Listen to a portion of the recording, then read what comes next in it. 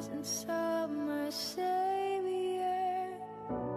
Spirit, lead me where my trust is without borders.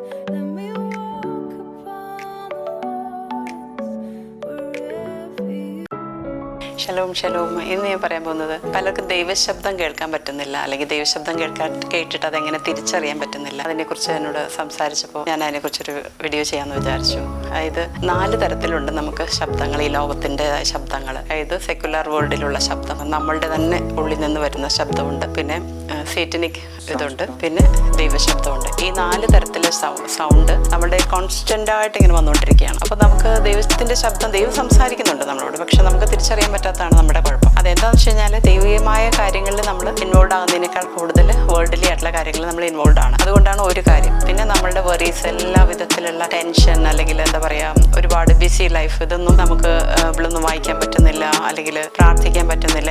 ഇങ്ങനെ വരുമ്പോൾ നമുക്ക് ദൈവശബ്ദം കേൾക്കാൻ പറ്റത്തില്ല. പിന്നെ അന്യഭാഷയിൽ സംസാരിച്ചാൽ അത് തീർച്ചയായിട്ടും കുറച്ച് സമയമെടുത്താണെങ്കിലും ചില നാളുകൾക്കുള്ളിൽ നിനക്ക് ദൈവത്തിൻ്റെ ശബ്ദം ഭംഗിയായിട്ട് കേൾക്കാൻ തുടങ്ങും. അത് ക്ലാരിറ്റിയോടെ കേൾക്കണമെങ്കിൽ കൂടുതലായിട്ട് അന്യഭാഷ പ്രാർത്ഥിക്കുക. പലരും പറയും അന്യഭാഷയിൽ പ്രാർത്ഥിച്ചിട്ട് എനിക്കൊരു ഇമ്പ്രൂവ്മെന്റ് ഇല്ലല്ലോ. എന്തുകൊണ്ടാണ് വെച്ചാൽ നീ കോൺസെൻട്രേറ്റ് ചെയ്യുന്നില്ല. അന്യഭാഷയിൽ പ്രാർത്ഥിക്കുമ്പോൾ നിന്റെ മനസ്സ് പല സ്ഥലങ്ങളിൽ, അമേരിക്ക വരെ പോയിട്ടുണ്ടാവും ചിലപ്പോൾ, അല്ലെങ്കിൽ ഗാഡ്ജറ്റ്സ് എടുത്ത് ഇടയ്ക്കൊന്ന് എന്നിട്ട് വീണ്ടും തിരിച്ചു, എന്നിട്ട് അന്യഭാഷ പ്രാർത്ഥിക്കും. വീണ്ടും ഗാഡ്ജറ്റ്സ് പോപ്പപ്പ് സൗണ്ട് വരുമ്പോൾ അതെടുത്ത് നോക്കും, വാട്സപ്പാണോ എന്താണ്. അപ്പം നിന്റെ മനസ്സൊരിക്കലും നീ കോൺസെൻട്രേറ്റ് ചെയ്ത പ്രയറിലല്ല, അല്ലെങ്കിൽ അന്യഭാഷയിലല്ല. എന്താ അന്യഭാഷയിൽ പ്രാർത്ഥിക്കുന്നേ,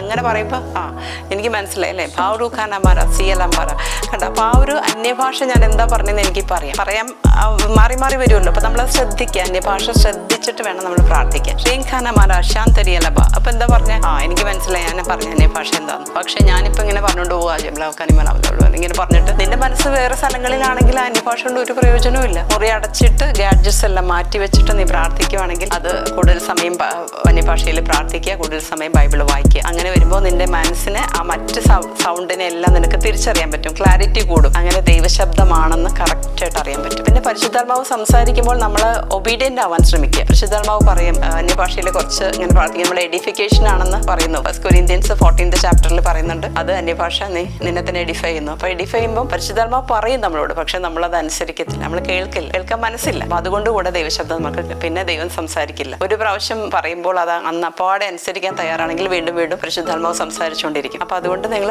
വളരെയധികം ശ്രദ്ധിക്കുക. എന്തുകൊണ്ടാണ് നീ എന്തിനാ പ്രാർത്ഥിക്കാനിരിക്കുന്നത്, എന്തിനാ ഒത്തിരി സമയം കളയാനാണോ? അല്ലല്ലോ. അപ്പോൾ അതുകൊണ്ട് ഗാഡ്ജറ്റ്സ് എന്തായാലും മാറ്റി വെക്കണം. അതാണ് ഏറ്റവും വലിയ ഡിസ്ട്രാക്ഷൻ. അതിനുശേഷം നമ്മുടെ വറീസ്, നമ്മുടെ അകലചിന്തകളെല്ലാം വിട്ടുകളയുക. ദൈവമേ എന്ന് പറഞ്ഞ് ദൈവസന്നിധിയിൽ ചെന്ന് ഇരുന്ന് ആ കോൺസെൻട്രേഷനിൽ പ്രാർത്ഥിക്കാൻ തുടങ്ങിയാൽ തീർച്ചയായിട്ടും ചില ദിവസങ്ങൾ കഴിയുമ്പോൾ ഉറപ്പായിട്ടും ദൈവശബ്ദം